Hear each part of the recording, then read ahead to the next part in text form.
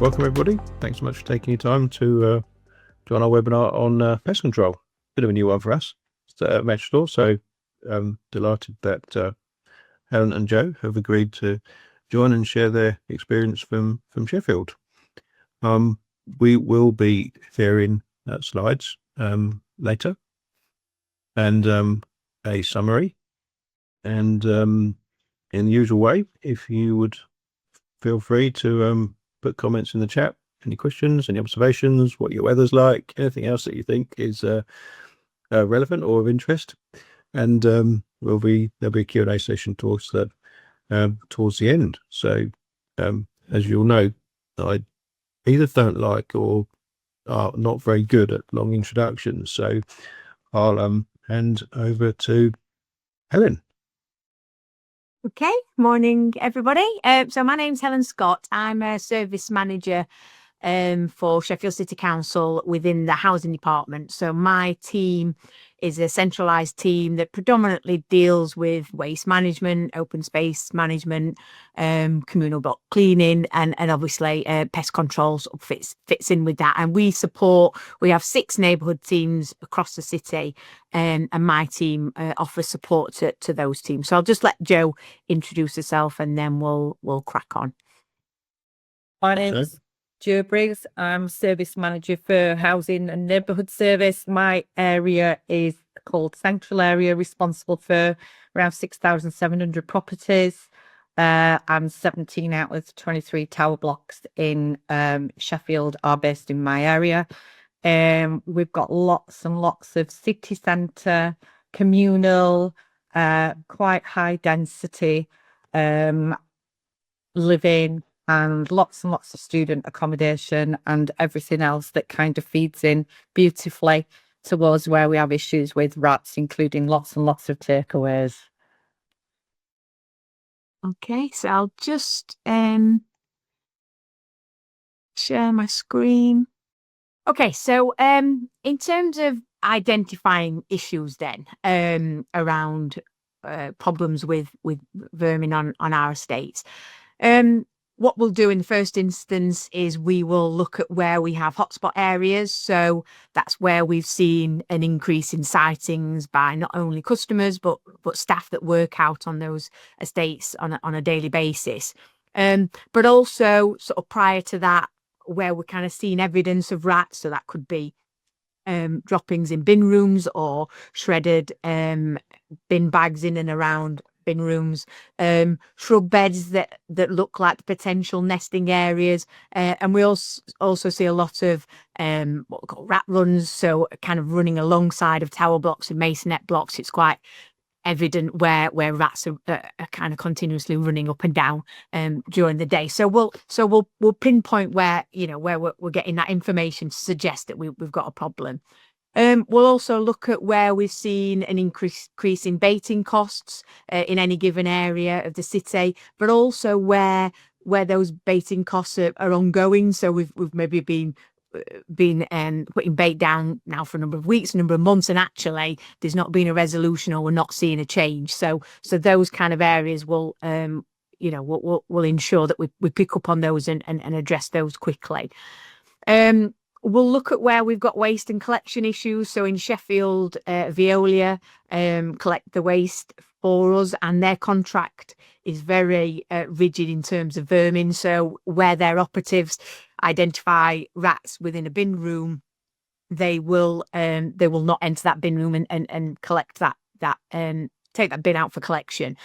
So obviously that has a massive impact on our staff, because what that in turn means is that our staff will then need to take the bin out of the bin room, put it on the roadside for collection. But also, more importantly, it often means missed collections, which then just adds to the problem of the rats in that area.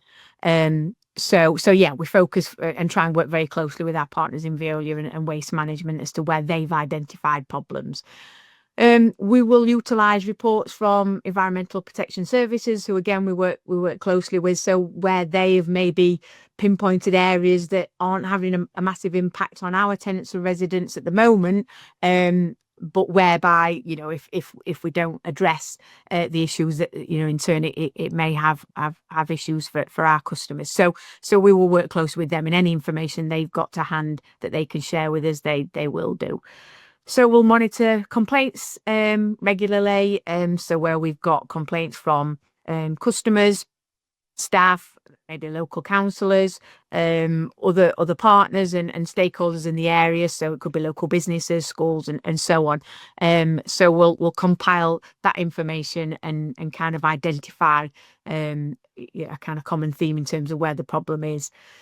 Repair issues often are a contributing factor. So where we've potentially got bin store doors that are damaged or not closing correctly, maybe issues with brickwork, and that's having a contribution to rats being able to get into a bin store in the first instance. We will always look where there's a need for education, so where we've potentially got customers that are feeding birds out on the estate, probably not thinking that they're doing anything wrong by that. That's obviously giving a food source for vermin.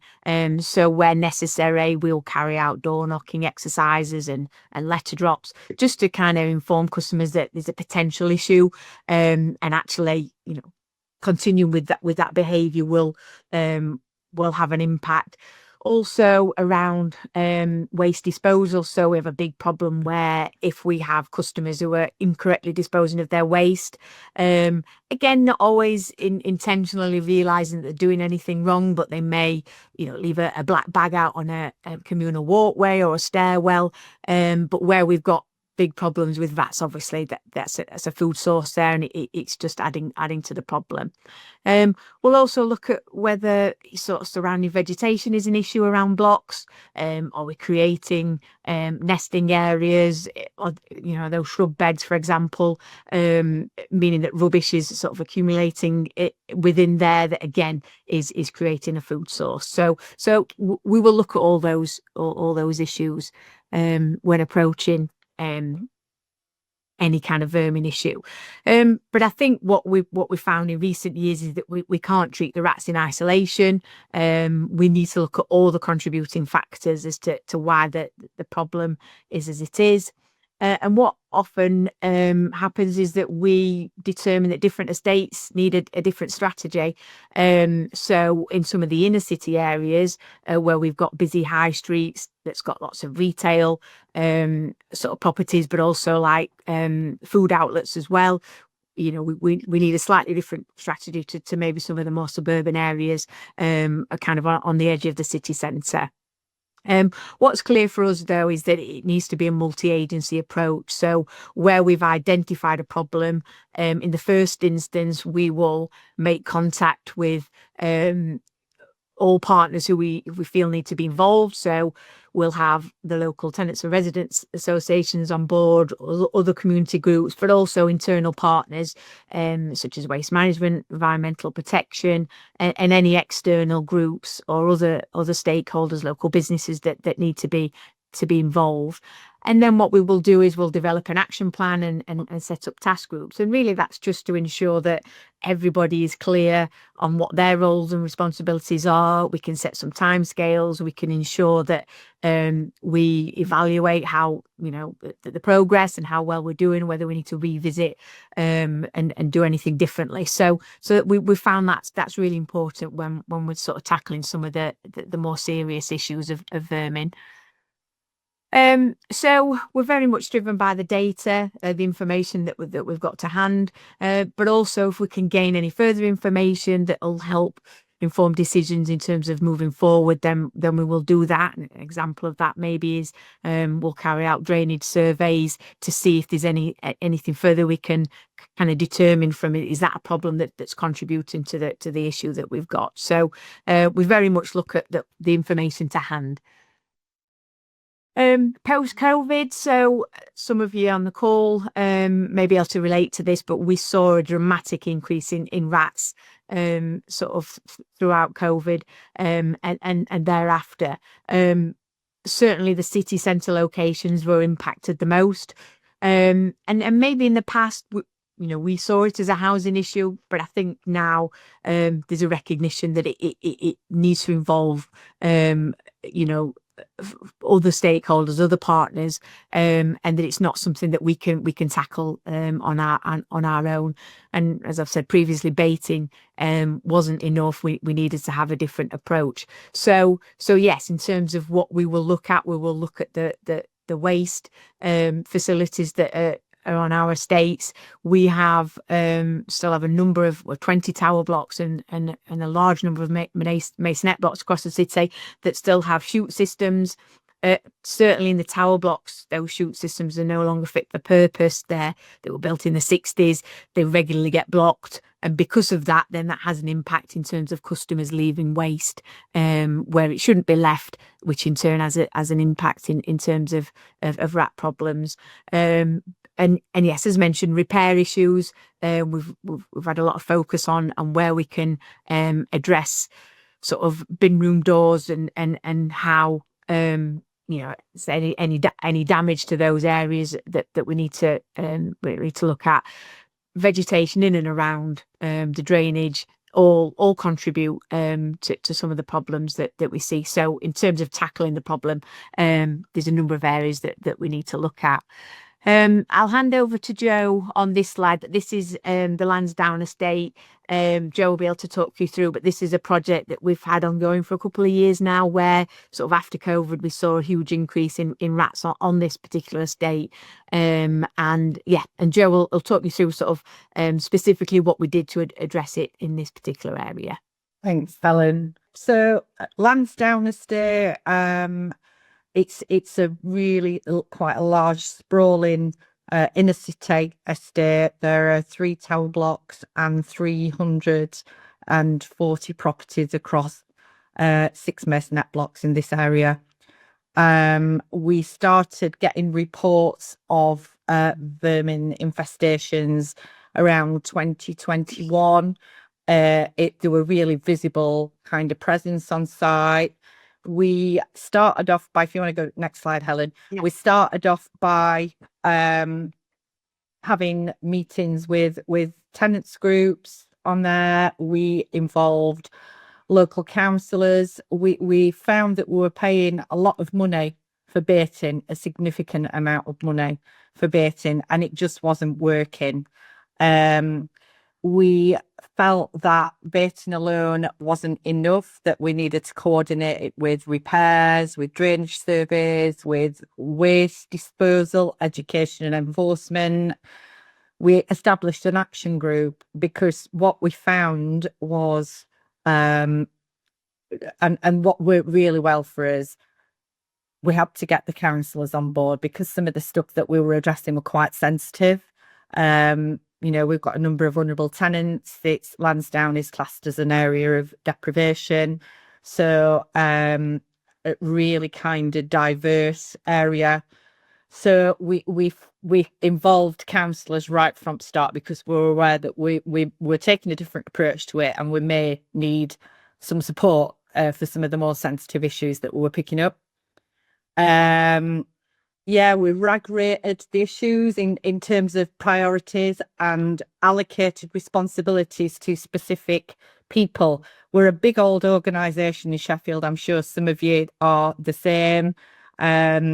Lots of silo working, I would suggest. And what we needed to do with this was make sure that it was clear to everybody who was leading on particular elements of it, and that they were accountable for feeding back those actions sort of publicly. And the action plan worked really well for us for that, because we met every fortnight, gave it some real kind of focus, and some of the things that we decided and we put in place. On next slide, Helen, please. Were quite easy. During COVID, we moved the bins outside the bin rooms for various reasons. We put them back in bin rooms. We deep cleaned. We carried out repairs in the bin rooms, filled holes. We put some new bin room doors on. We filled in gaps underneath doors. I mentioned it before we started meeting. We used something called Ratex to kind of where the doors weren't flush to the floor. So really, we tried to kind of address the entry points, carried out drainage surveys, and carried out any repairs that we do. We've got quite a few collapsed drains. Vegetation, it's very green, is Sheffield, which is lovely. But the shrub beds and the self sets and everything else just create a haven for rats. So we removed where we could or significantly cut back. And I mentioned deep clean up bin rooms because COVID hit us, I think, as it did with everyone, and created some of these issues for us. Next one, Hal. So we've got a team here in neighbourhood teams, and Helen's got waste support officers in her team. So we carried out letters, we delivered letters, door knocking, we had newsletters, we had days of action where we put skips on site. We did all sorts of things around to encourage people to dispose of the waste properly. Helen mentioned earlier on about the chutes on Lansdowne. The chutes are tiny little apertures. You can't fit a black bag in. We encouraged people to use smaller bags. We even delivered smaller bags and delivered them through people's letterboxes to encourage them to do that. We introduced a recharge procedure, which this created quite a lot of interest last time. So as part of the work, where we found sort of black bags that had been thrown off of balconies, etc., and we could identify where that bag had come from. We did a door knock. We handed over a letter and some leaflets for education, and said, we've identified this. This is not what you should do. If you do it again, there's a chance that we're going to recharge you. And basically, they get three opportunities to rectify that behaviour, and then if not, they are recharged the amount. It's up to £140 for us removing what that is. We're not talking about sort of big fly tipping here. This is household waste in bags. Lots of liaison with community groups and TARAs because of that, because it's an emotive subject, particularly when you are dealing with an area like Lansdowne, where it's not very affluent. And then what we're saying is, if you do this, we're going to charge you. We need to make sure that we've got some support for that. Ongoing dialogue with neighbourhood officers and waste support officers. They were critical to this because they were out and about and visible on the estate daily. Next one, Helen. So that's what we did initially. And then we identified that we needed a dedicated resource from environmental services, which we paid for at my team. And we had someone that worked just on that estate 3 days a week, doing all sorts of things. Worked really well for us. He were a bit of a handyman as well. So anything that he spotted that he could do really quickly, like putting a bit of concrete or something in a hole, he did. We had regular partnership meetings once a fortnight, and that was received really well because this went all the way up to public health. So it was something that we needed to be really visible about. And of course, we increased the baiting. We didn't just increase the baiting, though. We had to get the infrastructure right underneath that, sort of, as I mentioned, with the repairs and everything else. It's ongoing. We've talked about it just before we came online. We've got ongoing support from environmental services. We increased baiting to 12 times a year. So once a month, they go out, they monitor and change the boxes and make any recommendations that we need to do in area team. We're actively monitoring complaints and sightings. We've got an estate services team who are out on there daily. We need to maintain the baiting. And we've also carried out an options appraisal around waste disposal, future options, chute closure, and what kind of apertures what kind of receptacles we need. We mentioned underground bibs, not sure how feasible that's going to be, but we'll look at all kind of things to try and make sure that we're keeping on top of the situation. What we have seen, we've seen a visible reduction in rats, and that's been fed through from customers and from councillors. a massive reduction in complaints, and increased customer satisfaction. It's helped us to build really good partnerships, particularly with some community groups and voluntary groups, litter picking groups, or people who are wanting to be active in the community. And it's created a bit of confidence in us going forward, because, as you can imagine, people were very critical. It was seen as just a housing issue, when we all know, all of us who work in this field, it's absolutely not just a housing issue. There's lots of reasons behind it. So we just need to make sure that we keep that up now. So yeah, that's us. Thank you. Excellent. Thank you, Joe. Really appreciate that. So what I was thinking we would do just before we start on the Q&A session is we'll just share a couple of slides around the sort of the good housekeeping on waste management, just to sort of support those bits that we've been talking about there. So many of you would have worked with us at metroSTOR already, and you'll know how we work. But one of the key things with waste management, pest control, is obviously, you know, good housekeeping, and that can be very difficult to achieve with older buildings, an infrastructure which is aging and sort of struggling to keep up with the volumes, the need to separate recycling and food waste. Somebody's mentioned the simpler recycling guidelines, legislation program, if you like, coming from government. So I just thought it'd be helpful just to look at the sort of root causing process that we go through whenever we look at a project, look at a site, you know, uncovering what challenges might exist, and then possibly why that's happening, possibly then what we can do to sort of help resolve that. On the left, we've got the things around fire safety and compliance, which isn't directly part of what we're talking about today, but that's is something we always look at. And then as far as the housekeeping is concerned, we've got these other 4 areas: capacity, convenience, cleanliness, and communication. And those things are crucial to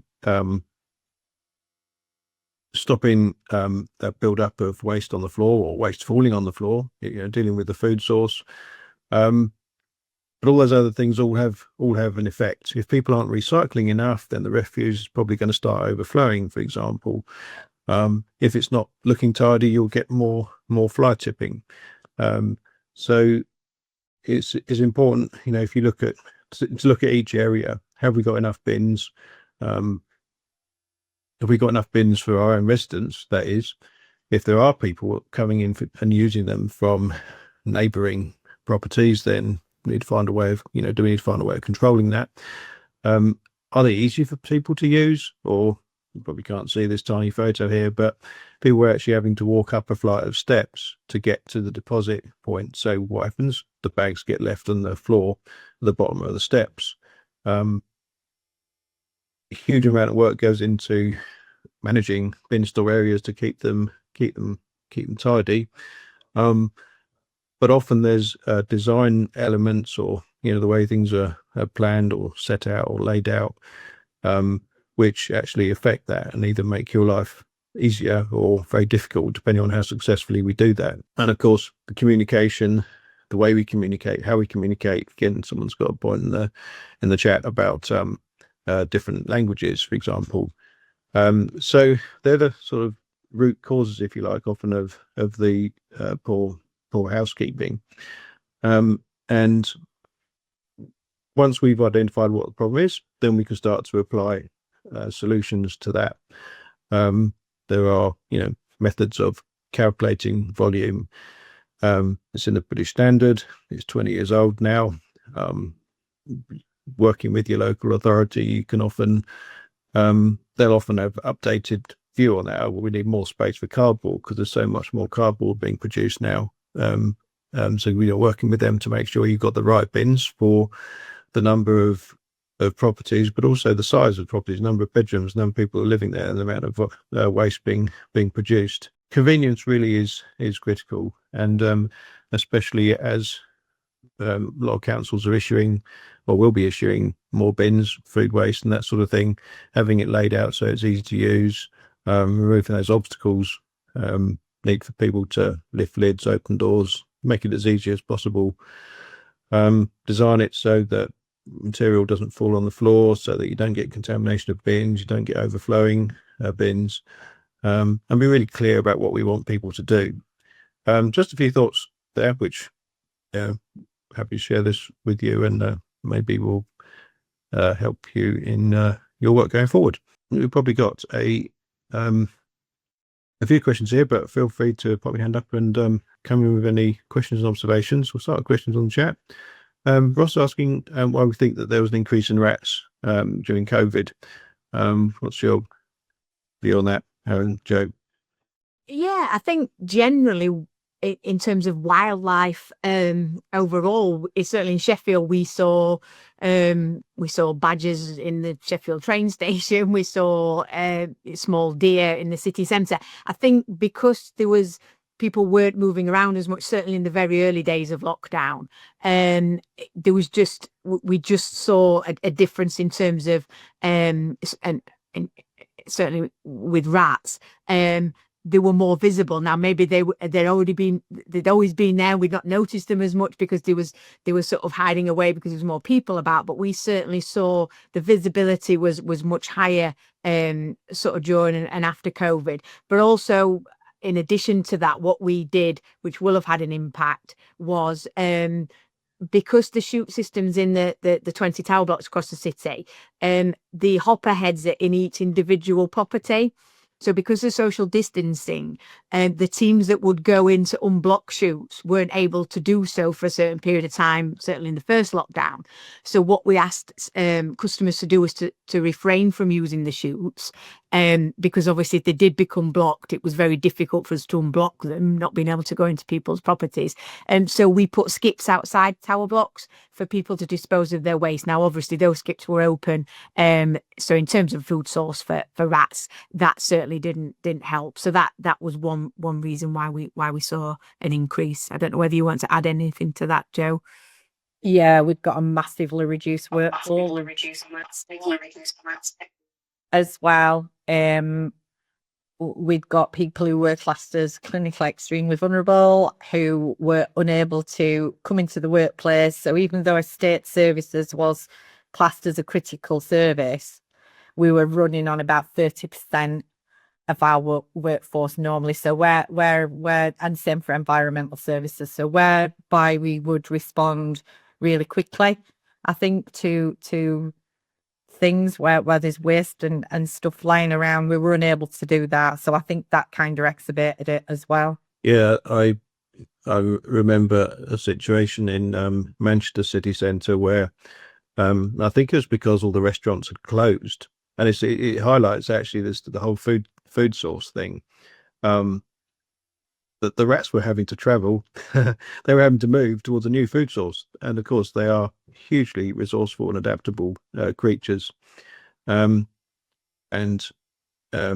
yeah, they found a new smorgasbord of opportunity in your housing sites and have not left. I guess. Absolutely. I agree. Yeah. So now I've got a question about getting hold of the bungs for the bins. Do you work with your waste team on that, or have you had to go to other sources? I'm sure we could connect Kevin with some suppliers if he is struggling with the council. We had some difficulties sourcing the bungs that we needed. It took a long time for us to get them. No, we don't provide them to customers, Kevin.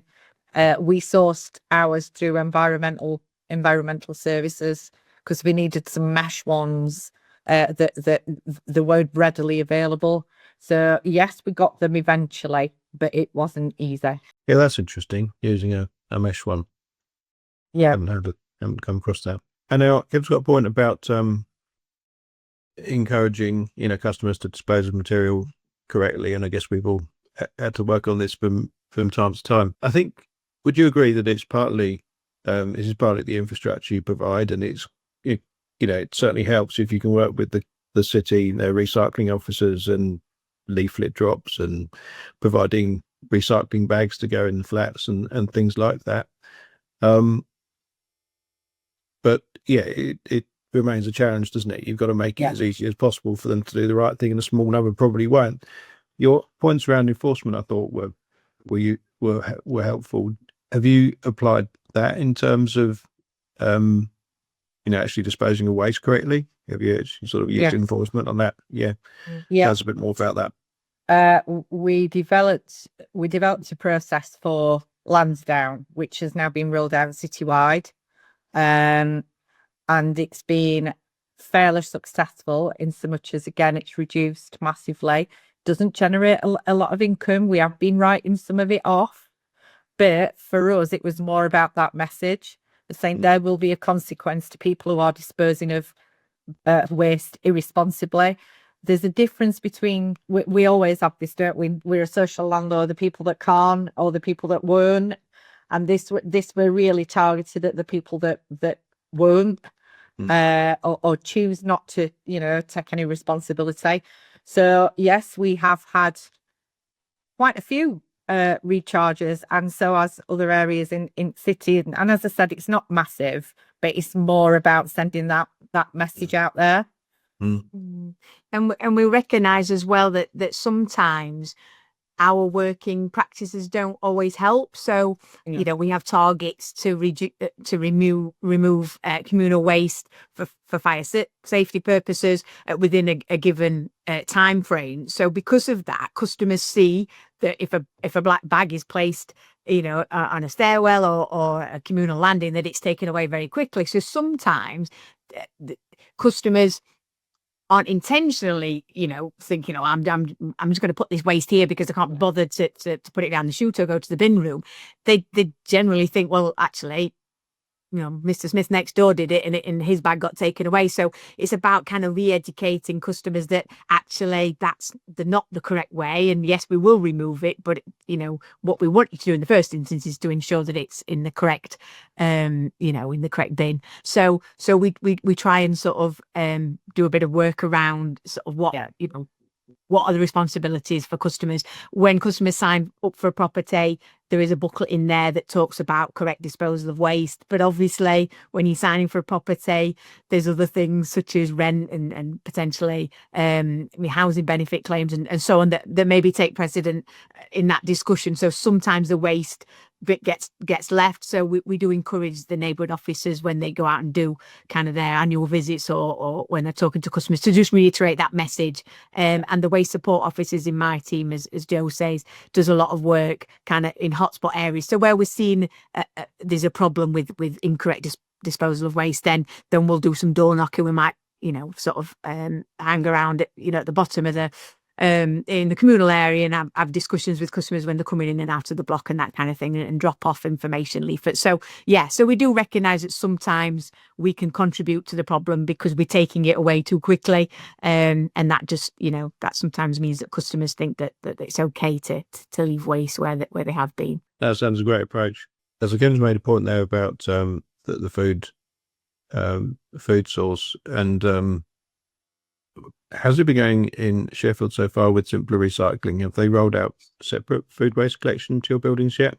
No, and that's because of the contract that we have with Veolia's still got, that was a 30-year contract, and there's still about 9 years left on that contract. So we've got an exemption in terms of the food waste. So that at the moment, that's not something that we're looking at just yet, but obviously it will be there in the future. I was going to say you're one of the lucky ones from one point of view. Although I do think that actually separating the food waste and from the general refuse and putting it into a separate sealed container is actually really helpful from a vermin pest control point of view. And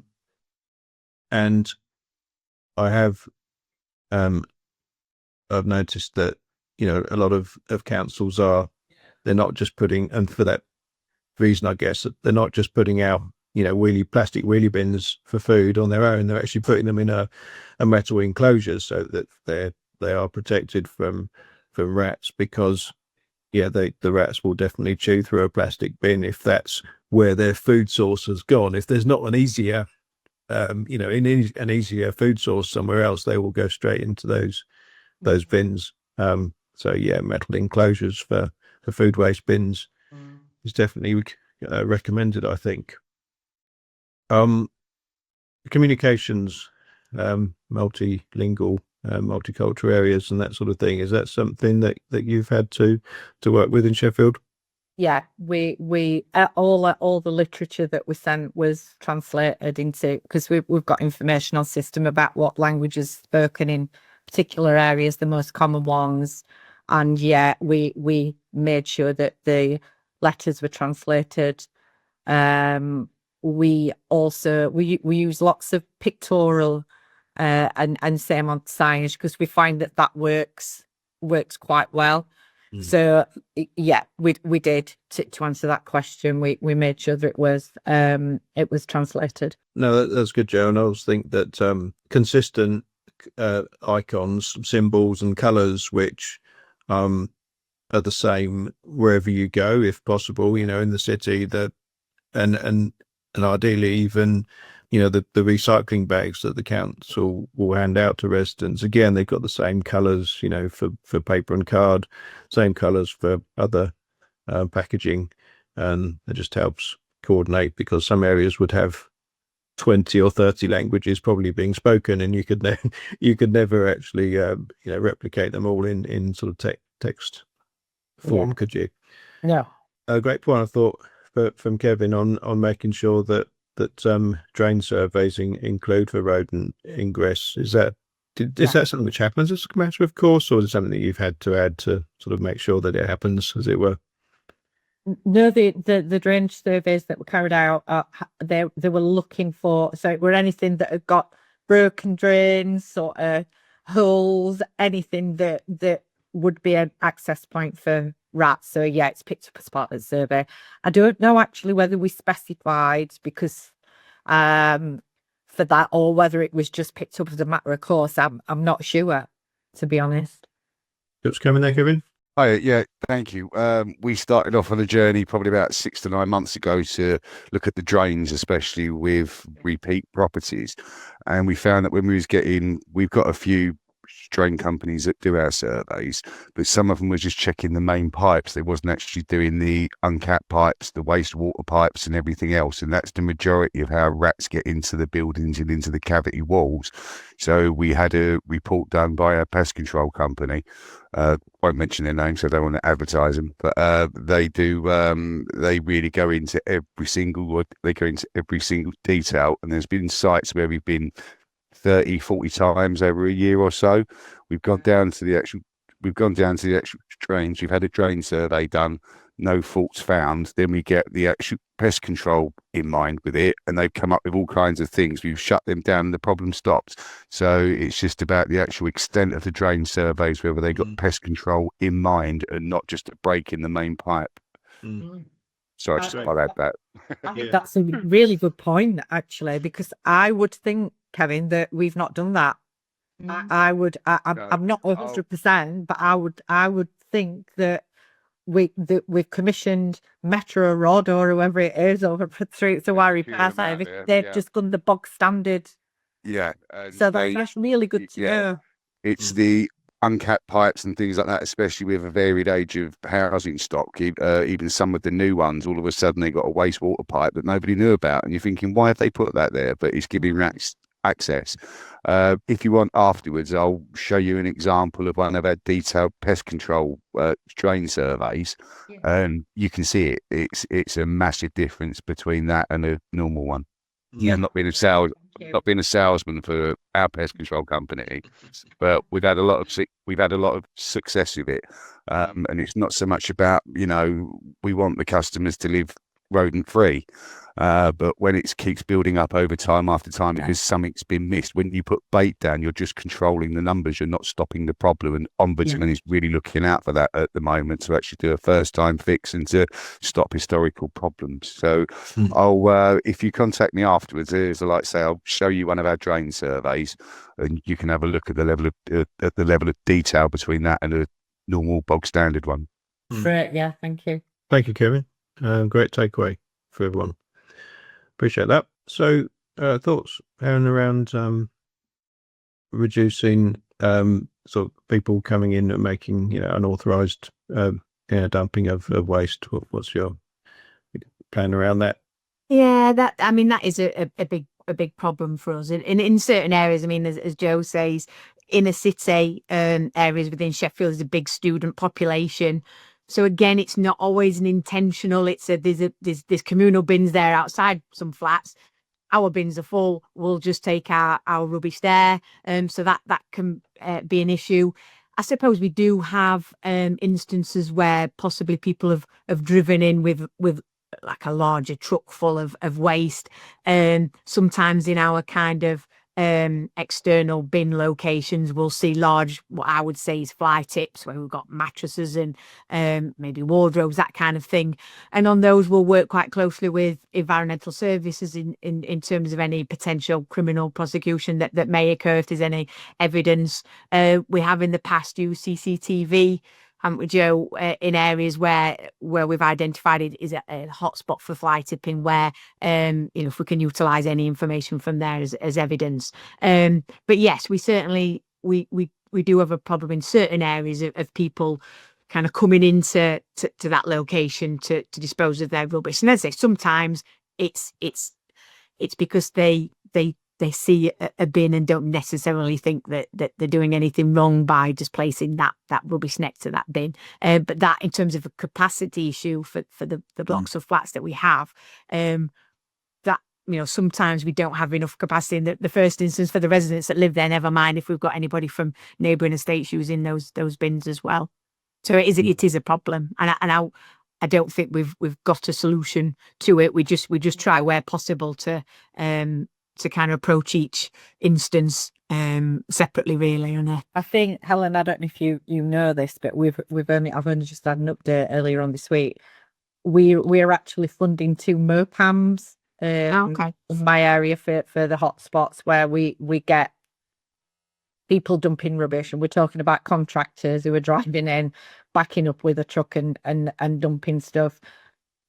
We refer to environmental enforcement who have access to DVLA. So if we get registration numbers, and we do encourage our tenants and residents to report, they will take action and we have done that quite successfully. So we're hoping that the MOCAMs, and with the plan is we're putting them in 2 hotspot locations, and we're going to move them around every perhaps 6 months, or maybe less, depending on, because we find that they're really successful first off, and then it kind of dicks off a little bit. So I will let you know what kind of success we have from that, but it has proved to have worked pretty well in some other areas. Yeah, no, that's some great points there. I think as part of that root causing process, we often find that if you get external fly tipping occurring, it can be because the bin store's a little bit messy anyway. They tend to choose one which doesn't look as though it's well looked after. So dealing with those good housekeeping points first, and ensuring that our residents are using them correctly does reduce the incidence of that. But yeah, enforcement, issuing a few fines is often the only sort of route open to us, I guess. Kevin, do you want to come in there again? Sorry, I don't want it to be the Kevin show, but I've got a lot of... Should have asked you to join the panel. Sorry, Kevin. What it is we're doing trials of a new CCTV system, which is solar powered, which goes on a SIM down to an app on a phone. So it means the unit costs are about £250 and it's easy to install. There is a bit of GDPR jiggery pokery that we had to do to be compliant. But we're starting that trial now. We've identified 19 sites up and down our geography. We're expecting some really great results. We've been trialing out the camera, but sometimes the expensive CCTV makes it not possible. But when you can buy these units for £250, you just screw them into the wall, put the actual solar panel up. You don't need any Wi-Fi. You don't need any electric, and it should make a massive difference. So they are fantastic cameras as well, and it all goes on the actual SIM card, so it's cheap to run. It comes down on the app, and it only records movement, so you haven't got to go and look at 24 hours worth of footage. It just tells you when someone's entered that area, and it films just as well as at night time as what it does during the actual day. We merged with a company called Flagship, sort of like this year, and they've already been using them with some great success, so we've kind of borrowed that idea and changed it for our purposes. So just thought I'd let you know there are some fantastic cheap camera systems out there. Yep, another great point, Kevin. Thank you for that. Now, if you're happy to share any links in the chat to potential providers, I'm sure everybody would appreciate that. Lee, do you want to come in there? Sorry, I was going to ask Kevin a bit more about those cameras, but you've already said to share some stuff from the link, because we were looking at quite reasonably cheap cameras in Caerphilly, but we were told we can't use them because they were using HIC. I can't remember the name of the brand now, and we weren't allowed to use them because there's issues with, let's not get into too much into it, but issues with China is if they're using HIC systems, we're not allowed. But if you've got any details, Kevin, if you send them over, I will bite your hands off for them, because I've got a massive, my role is environmental health, but also I'm lead environmental crime officer, so I oversee all. So I kind of got two hats on here. So I'm sure at that 300 mile an hour. One of the biggest obstacles with the GDPR thing is where the data is stored, whether it's in the UK, whether it's in the EU, or whether it's some far-flung land with some sketchy information laws out there. But because it goes onto the SIM card, the data is kept in the EU, and we've already been through all the hoops to get to this point where we can try it out and put the actual signs up. And one of the actual great things is when you tend to find a problem area, it's normally one or two people. All the others are doing what they should, and it's really unfair. But as soon as they see CCTV up, or you catch one of them, all of a sudden it stops. And because these cameras are really easy, you just unscrew from the wall and stick them on somewhere else. It means you can move them from site to site, so you're not just committing all that money and resources into that one site, because you don't want the CCTV there to be long, because it can make some people feel uncomfortable that they're being spied on. So there's quite a lot of that going on. But if you wanted to email me afterwards, I'll send you. I was going to say, if it's okay, can I drop my email address in the chat? I'll check if that's okay with everybody running the group and do that, because I'd love to have a look. I'm not bothered about the GDPR side, because I've gone through hoops to sort all that out in the council. So I'm not worried. I've got a really slick process for that. It's because of the particular brand of cameras. When we've tried to go through them and then asked our IT people to allow us to have access to them, they've basically said no, because they got the Chinese heads in them, and the I think it's HIC Vision or something like that, and they've said nope, absolutely no way. So as long as they're not HIC Vision, I'll they're not HIC bite Vision. heads off, Kevin. Yeah, they're not Thank HIC you. Vision. No worries. Well, all right, thank you. Great, thank you, Kevin. Thank you, Lee. So as well about rat bait boxes, probably covered the baiting quite a bit, but any comments relevant to AWAB's law, Helen? That's not something I understand very much. I'd be interested in your thoughts on that. Not that I'm aware of. Obviously, there's work ongoing in the background in terms of damp and mould and so on, and we will link in as necessary with those service areas as and when required. I don't have any specific details unless you do, Joe, on that. Yeah, funnily enough, we're all on training this week. We've got an external provider coming in to do a session. Mine's tomorrow afternoon, and most of my team are going on it today. So we will know more. I'll know more tomorrow about what the proposals are in terms of our responsibilities as a landlord. So Yeah, I don't know much about it at the moment, I've got to say, but I know that it's something that we are picking up now in Sheffield. Now if Paula or Helen want to come in, or anyone else that knows about the inclusion of pests within HOAB's law, I would be very happy for them to do that. Yeah, Helen, please. Our understanding of pests with HOAB's law is that equivalent to damp, the moderates are coming on in phase 2. So that's going to cover quite a variety of pests, but we don't know the specifics. At the minute, we're working as the emergency side of HOAB's law is any HHSRS hazard. And so we've implemented certain situations as emergencies for pests. Now, we're trying to get more information because an example is tenants undergoing cancer treatment with rats in the kitchen. That is a risk to their health. So we're treating that, but the make safe side of it as well is quite, you can't make safe rats once they're in the property until the property's gone and it's disinfected. So that's the information we've got at the minute, and we're trying to get more, but there isn't a great deal of information out there. Yeah, from what I've seen, Helen, that there's a specific part about hygiene and property standards and sanitisation. That's going to be interesting for us as a landlord, particularly where we have boarding and other really quite complex issues, and about how that will affect us in terms of breach of tenancy, for example. So there'll be our role as a landlord in making sure that property meets the standard. But yeah, I'm quite interested in what we're going to hear about it tomorrow. Excellent.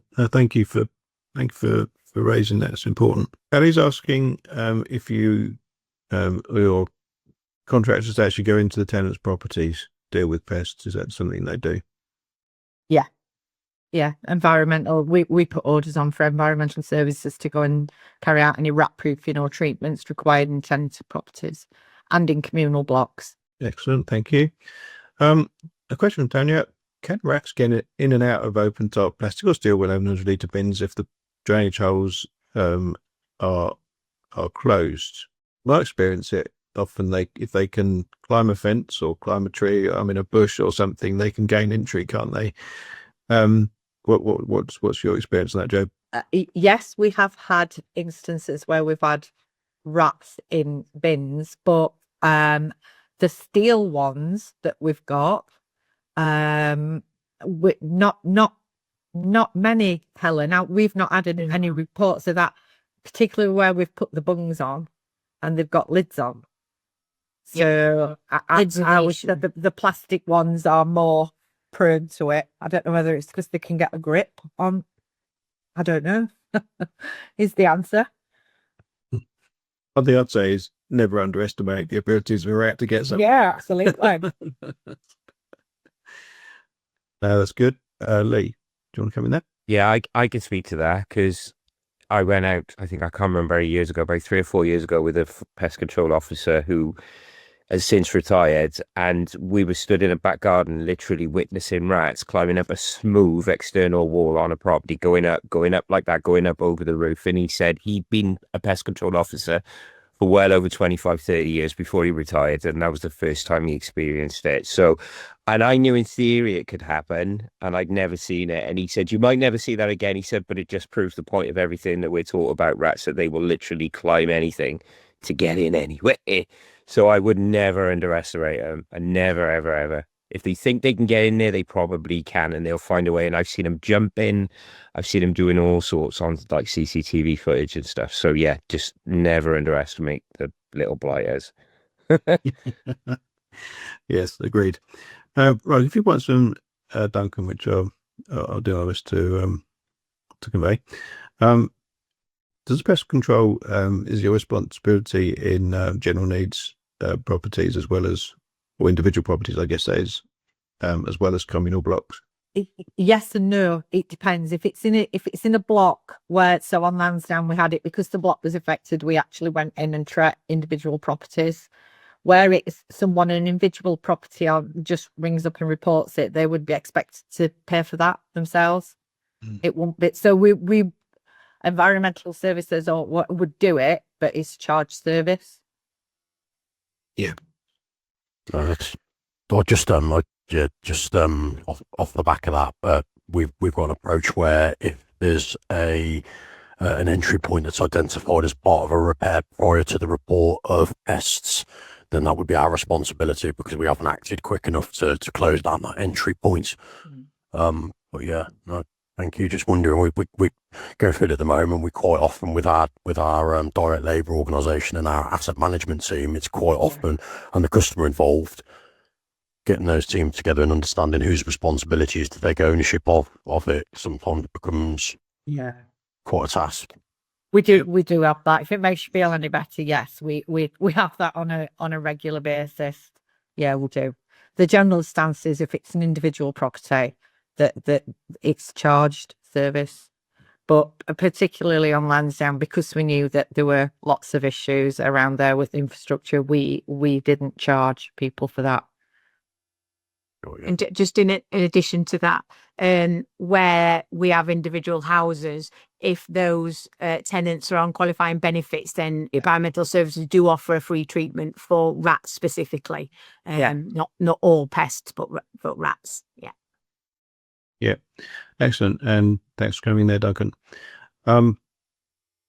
There's a couple of around bed bugs and other pests. We've got 1 minute left. If you want to cover any of those.